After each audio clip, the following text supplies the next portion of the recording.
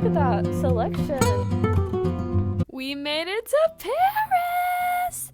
That's right, y'all. We finally got to Paris. We ended up getting into Paris at like 11 at night, so we stayed in a hotel room for one night, literally just the night, but it was so small and so cramped in there because Emma and I were on the bed. Lily had this whole bed on the floor, and then our suitcases were everywhere, and of course we were having McDonald's because what else would you eat while you're in Paris? We literally had McDonald's every single night while we were in Paris. And then officially day one, we moved into our new hotel, which was giant. It was so nice in there, and we had connecting rooms with our parents, so it felt even bigger, and there was 2 separate beds. It was like perfection. We loved this hotel so much.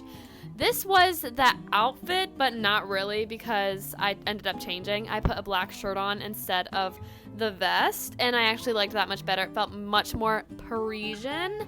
But today the plan was basically just to walk around and explore a lot because that was like the only day we could. This was our only day set to explore, and we explored everything, y'all. Paris is a giant city, and we walked so much. But our hotel room had a perfect view of the Eiffel Tower. Like, y'all, I was shocked.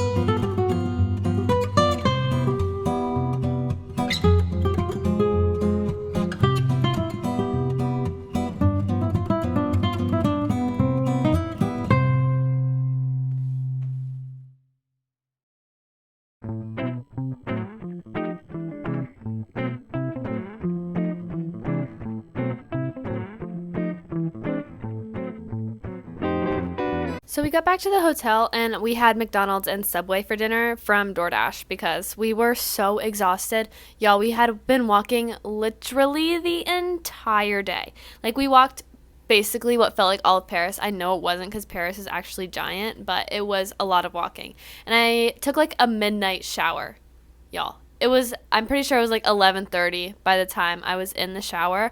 So I was exhausted, but you know what I did? I stayed up and I scrolled TikTok and I reread Better Than the Movies, annotating it. Because Lynn Painter her books do something to me. Day 2 of Paris. Day 2 was probably my favorite day of Paris just because I loved my outfit so much. Like the shirt and the skirt with the little bow. Oh my gosh, I loved it so much. And I got really cute pictures today.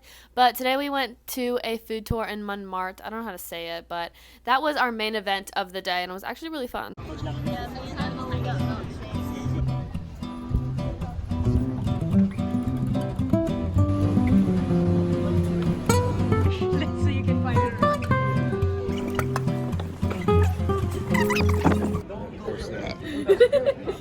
It's been killed twice.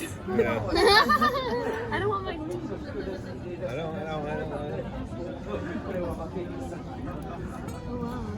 Now, the book that we said we'd buy you will be at Christmas time. We snuck it in. You can see her feet moving. That means she's freaking out. Dad. She's gonna vomit on the table. Okay, don't say that. Yeah, you're okay? It's not I think so. Yeah, it's not terrible, right? You did it. Don't fall back, it's downhill. It's tough. Yay, she did it, guys. Is it wrong? Oh, she might puke.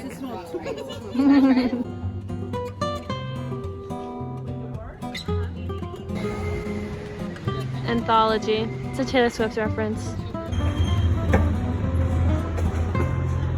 How did we get in? Day 3 and last day of Paris. This is the fit. I actually really liked it. We were going to the Louvre today, so of course you had to get fancy and cute. And of course we got a bunch of cute pictures. The Louvre was surprisingly empty. Honestly, it was fun, but I really don't enjoy museums, so I basically sat off to the side the entire time. But I did see the Mona Lisa, so that was a plus. I am in Paris, y'all. Y'all already know this, obviously, because you've been watching the vlog. But the Eiffel Tower is literally right there. Like right past this wall. Right there. I can like stick my head out and see it. It's crazy. The Olympic rings are on it too. But book haul time. I have decided that I'm not going to buy any more books because we only have one day left in Paris. But I did buy more books in Paris. So I am so excited to show you guys. Oh my gosh. I haven't shown you what I got this whole video, have I? Book store number 1, Waterstones in Piccadilly Circus in London. This was the giant Waterstones that I heard has over 8 miles of bookshelves, but I don't know if that's actually true. I know there was at least 7 floors of books. When I walked in, I was literally so overwhelmed. I was like, there's books literally everywhere. I walk in, there's reckless sprayed edges, powerless sprayed edges, powerful normal size. All 3 of the A Girl's Guide to Murder series in special edition, the UK versions of A Girl's Guide to Murder, special editions of the Selection series, special edition of Shatter Me, UK versions everywhere that were so freaking stunning, Divine Rivals in paperback, which is much cheaper than the ones in the US. So I was like, okay, what do I buy?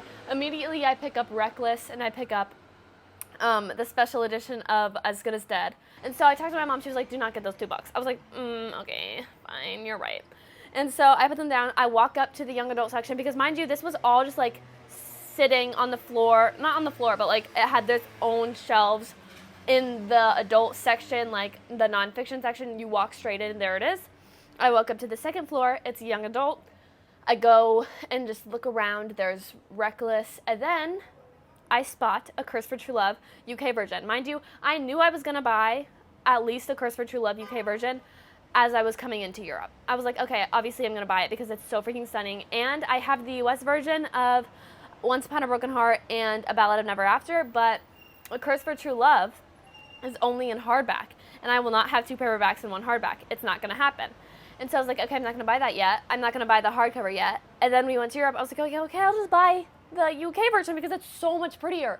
Y'all, the UK version and the US version does not even compare. Like the US version, I hate it.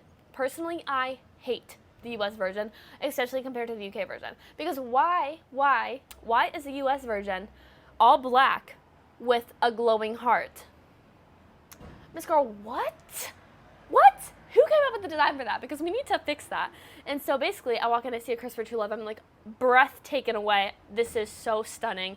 I already knew I was buying that. I pick it up. I'm like, okay. I wasn't at the fantasy section yet. I go to the fantasy section because I'm looking for Divine Rivals, which, spoiler, I also did not get those. I'm looking for Divine Rivals. I come across the Caraval UK versions, which, by the way, spines are stunning. Cover, not. Ugh. We won on that one. But anyways, I see Ballad of Never After, and I also see Once Upon a Broken Heart. So I pick all 3 up. I'm like, okay, I already have read all of these, and I already have 2 of them at home.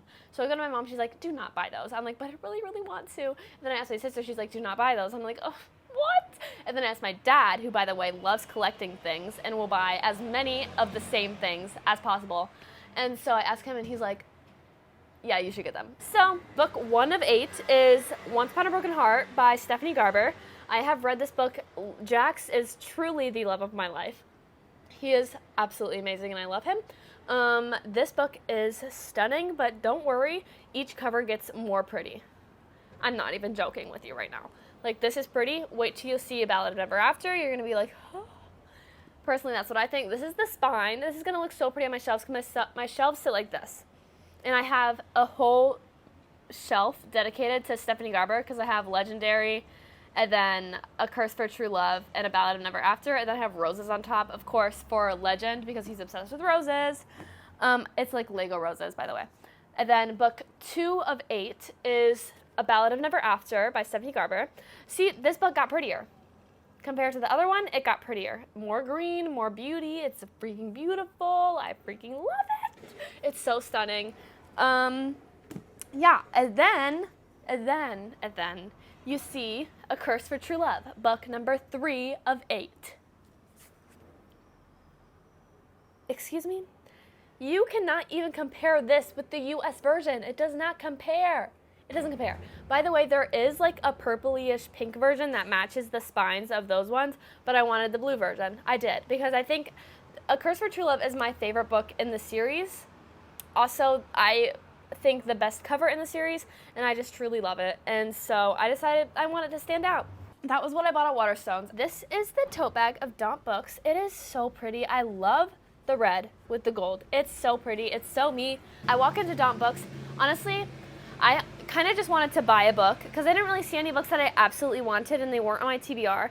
But I saw this one series and I remembered that one of my friends told me to read it. And so I was like, okay, I'll give it a shot because it kind of looked interesting a little bit. I was really looking for Divine Rivals, but I couldn't find it anywhere. And the covers, the UK covers are really ugly. So, yeah, I didn't get those. Spoiler, didn't get those. I already told you that, I think. But my friend told me about the Shadow and Bone series, which is, it comes before the Six of Crows series, which I really want to read that because my older sister already has that book. But I was told you have to read Shadow and Bone first. So, I bought both of them. I think it's a trilogy, so I bought the first 2 because I didn't want to buy 3 more books. I do, by the way, I do buy 3 more books, but I bought Shadow and Bone and then Siege and Storm. So this is book 4 of 8, and this book 5 of 8. And then the last book of the series is called Ruin and Rising. This series is by Leah Bardugo. I'm excited to read them. I think it looks pretty good. This seems way fantasy, like way more fantasy than I've ever read, because the fantasy books I've read is like all of Stephanie Garber stuff, the Cruel Prince series, and Powerless. That's like the kind of fantasy I read. And so this seems a little bit more fantasy than what I'm usually used to because I read more like romantasy. But we'll give it a shot. As long as there's some aspect of romance, I think I'll be good because I'm a very heavy romance reader. Like if there's no romance, I'm so bored. I was reading, I said this in my May and June reading wrap-up, but I was reading, what's it called? The Stolen Heir by Holly Black, and I had such a hard time getting through it because there's barely any romance aspect. Like, if y'all have read that, you know, like, there's barely any romance aspect. And I was so bored, so I've decided if there's no romance, I'm not reading it, obviously. In London, I bought 5 books, and I brought 3. So in all, we already have 8 books that we need to get back to America. And yeah, I figured out I can fit 7 of the 8 books in my suitcase and also fit my clothes in my suitcase. So that's perfect. I get to Paris, I'm like, okay, I'm gonna buy 1 book in Paris because you need to buy a book in Paris because it's Paris, right? I was looking for the French version of Better Than the Movies, I'm not gonna lie. But I couldn't find it. I could barely even find an English bookstore.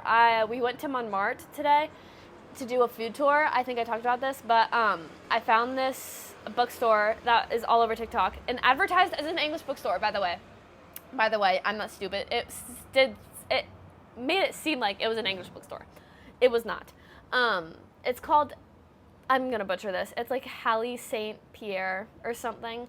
I don't know how to say it, but it had like an art museum kind of, a bookstore and a cafe. I walk in, all the books are in French, no fiction books, it's all nonfiction. I'm like, I'm out. I was in there for like 2 minutes, maybe, and then we ended up walking again. And then last night, I was looking up bookstores and I was scrolling through. I saw Shakespeare & Co., but that was too far away from our hotel. It was like an hour and 24 minutes away from our hotel. So we didn't go there, and it has a line, and I've heard it's underwhelming, so I was like, no. And then I heard of this other place that starts with a G, no idea how to pronounce it, so I'm not even going to try. Also right by Shakespeare & Co., so we didn't go there. And then I look up this third place, it's called Smith & Son, and that was it was literally 5 minutes down the road from where we were at that time. We were at like this little cafe while Emma was shopping into like a designer store. And I was like, okay, we need to go here because I need a book. And so, oh, by the way, I'm probably gonna put this clip in before this clip.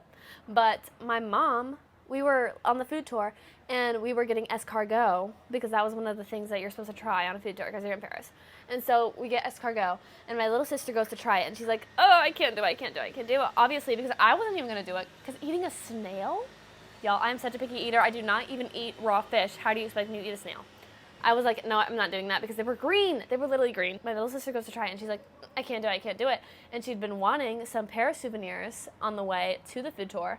My mom was like, okay, if you eat the snail, I will buy you blah, blah, blah, like the souvenirs that she wanted. And she immediately ate it. I was like, oh, okay. And then I go thinking, I'm like, okay, what if I try the snail?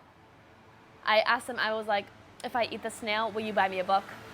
And they go, yes, I will. I was like, oh, really? And so I tried the snail. First of all, that was so hard to get down. I did not like it. It tastes weird. Like, it's like a gummy texture. It was garlicky, though, so it wasn't really that bad. I mean, I would do it again, I think. Maybe. If I was getting another book, I would do it again. But I ate it on bread, so it wasn't that bad. I'm obsessed with bread, if y'all don't know. But, so we get to Smith & Co., and there's a sale going on. Y'all, the sales are so terrible for me because I will eat them up every time. And so there's a sale going on. It's buy 2 books, get 1 free. Oh, what? By the way, Smith & Co. is ridiculously overpriced. So if you go to Smith & Co., be prepared to spend at least $20 on 1 book. It's insane. And so I talked to my mom. I'm like, what is the limit I have on these books? And she was like, you get 20 euros. I'm like, okay, well, 1 book is already 15 euros, so that's not going to work. And she was like, if it's buy 2, get 1 free, why don't you buy a book, and then she'll buy a book, and then you get the 3rd one for free. So I'm only buying 1 book, and getting 3. Seems like a great deal to me. It was between The Naturals by Jennifer Lynn Barnes, which is like a mystery book, and it only has 4 books in the series, so I was going to buy the first 3, and the other option was getting the first 3 books of Shatter Me by Tahar Mafi, which one of my friends has been, like, begging me to read. I was like, well, The Naturals only has 4 books. Shatter Me has, like, 6, I think? 6 or 8. 8, I was right. Okay, Shatter Me has 8 books. I should buy the first 3 since I'm only buying 1, you know? And so I buy Shatter Me. Book 6 out of 8 is Shatter Me by Tahar Mafi. I'm excited, but I just want to show you, like, I'm not being ridiculous about the prices because it's just Smith & Co. I don't know, or Smith & Son. I don't know why it's so expensive, but you can see right here, that says €8.99, right? €8.99, right? Tell me why. There's a sticker on it. It says Smith & Co. Smith & Co. €12.90. Why did it get marked up from €9 to €13? Excuse me? Because this book in London at Waterstones was like £8. And I'm paying €13 for it. Anyways, this is book 6 out of 8, Shatter Me by Tahar Mafi. And then, of course, book 7 out of 8 is Unravel Me by Tahar Mafi. I love the covers, by the way. They're so cute. I have to figure out what shelf I'm going to put this on, though, because I have no idea. It's a fantasy book, right? It's like dystopian fantasy. Maybe I'll put it on my Cruel Prince shelf, because I have a shelf that's like Cruel Prince and Powerless, so I'll probably put it on that shelf, because I just want my Stephanie Garber shelf to be my Stephanie Garber shelf, because I'm obsessed with all those books. And then the last book that we've bought is Ignite Me by Tahar Mafi. I love all the books I got. I'm so excited to read them all. I don't know how to tell my friend that I'm not going to be reading Shatter Me right away, because once I tell her that I bought it, she's going to be like, you have to read it. But right now, I'm rereading Better Than the Movies and annotating it. Then I think I'm going to read Love and Gelato, which is a series, so we'll see if I want to continue reading that. And then I'm going to read the cheat sheet by, I don't know who it's by. And then I'm going to read Heartless by Marissa Mayer. And then, what am I reading next? I have a book lined up. I think I might read the Shadow and Bone series, because I can't start reading Shatter Me until I don't have any books on my TBR, because it's such a long series. It's such a long series. I can't do it. Like, I don't know how I'm going to get through that whole series. It's so long. But honestly, if I like it and I read it in the summer, I'll probably finish it in like a week or 2, which is so terrible. Anyways, that was my book haul. I am freaking obsessed with every single book I bought, especially Oh, the freaking not the special editions even. The fact that these aren't special editions and they're just like the UK versions, but the UK versions of Once Upon a Broken Heart, I'm obsessed with. Like, utterly obsessed. I would give anything. Give anything. Oh, they're so pretty. Anyways, this is all the books I bought. They're so pretty all together. Look at that. Look at that selection. Anyways, yay! Okay, I'm gonna go eat dinner now because my family's eating without me. Bye, guys. See you later. We're home. Oh my gosh, I don't think y'all understand how good it feels to be home. I'm gonna go get food like right now. Me and my sister are going to get food. I'm so hungry. I need food. So this is editing Hannah because this is the end of the European vlogs, y'all. We had our London packing, and then we had London, and then Paris, and that is the end of it.